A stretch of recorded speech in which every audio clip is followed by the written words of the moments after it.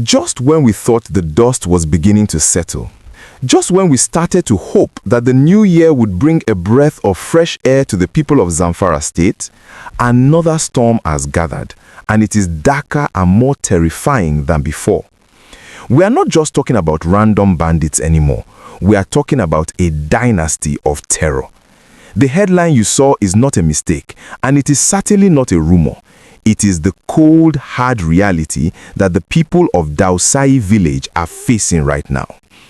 Terrorists, led by notorious kingpin Janbross, Bello Turji's brother, abduct 20 in Zamfara community. We are bringing you this heartbreaking and urgent update today because the situation in the northwest has taken a new and dangerous turn. For a long time, the name Bello Turji was the only one that sent shivers down the spines of residents. But now, it seems the family business of chaos has expanded.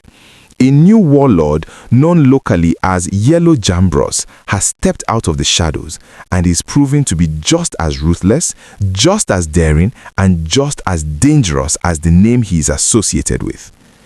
Let me take you to the scene of the crime. It was Tuesday, January 28, 2026. The time was about 4 p.m. In many parts of Nigeria, 4 p.m. is when the sun is starting to cool down, when children are playing outside, and when farmers are thinking about wrapping up the day's work. It is supposed to be a time of winding down, but for the people of Dausayi village in Zamfara State, 4 p.m. became the hour of doom. According to security sources and reports reaching us, the peace of the afternoon was shattered by the roar of motorcycles. If you live in Zamfara, you know that sound. It is the sound of nightmares. Terrorists, locally dubbed as bandits, stormed the village in large numbers. They didn't come in the middle of the night like thieves. They came in broad daylight like conquerors. They were led by this notorious figure, Yellow Janbross. The reports confirm that at least 20 innocent residents, fathers, mothers, perhaps even children, were rounded up and marched into the bush. Imagine the confusion. Imagine the fear. One moment you are in your house, and the next you are being forced at gunpoint to walk into the unknown forest. The community has been thrown into total panic. Families are counting their loved ones, hoping against hope that they are just hiding in the farm and not in the hands of Janbross. The police have confirmed this incident. The DPO of the Dausayi division is not sleeping on this. We hear that he, along with joint security forces, have been mobilized to the area. They are currently combing the forests, trying to track down these kidnappers before they disappear deeper into their dens. The police are urging everyone to remain vigilant and to provide any information, no matter how small, that could help.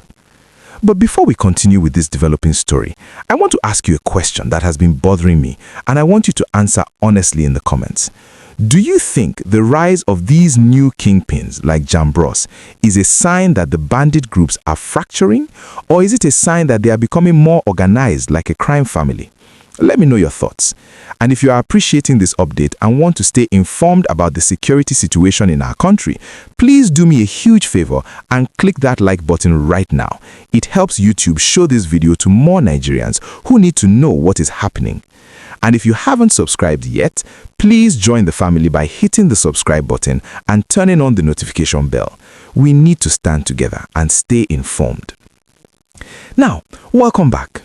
We cannot talk about this abduction in Dausayi without looking at the bloody context of the last few days.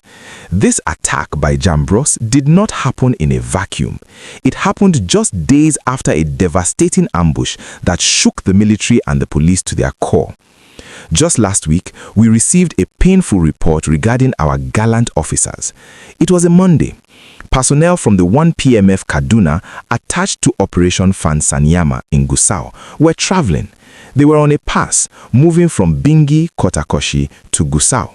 They were likely thinking about seeing their families or taking a brief rest from the war front, but they never made it. At a place called Gidangoni village, they were ambushed. The bandits opened fire on their vehicle. In that tragic encounter, we lost Inspector Aliyu Ibrahim and 5 other military personnel. 6 uniformed men, individuals who signed up to protect you and I, paid the supreme price. They were shot dead in cold blood. Others sustained injuries and were rushed to the Yeriman Bakura Specialist Hospital in Gusau. This is the reality of the terrain our security forces are dealing with. They are fighting an enemy that knows the land, an enemy that fights without rules, and an enemy that is now seemingly led by a new generation of warlords like Yellow Janbross.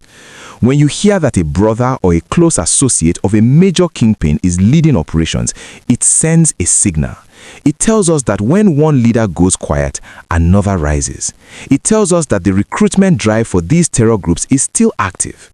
The abduction of these 20 people in Dausayi is a direct challenge to the authority of the state. It is Janbross telling the government, I am here and I can take your people whenever I want. It is a slap in the face of the peace efforts. The residents of Zamfara are tired. They are exhausted. They have seen too many sunsets turn into nightmares. The question now is, what happens to the 20 victims? The police say efforts are ongoing to rescue them.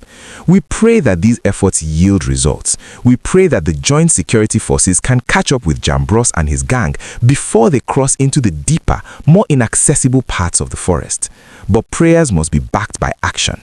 We need intelligence. The police have asked residents to provide actionable information. This is crucial because these bandits don't live in the sky. They move through communities. They buy food, they buy fuel. Someone sees them.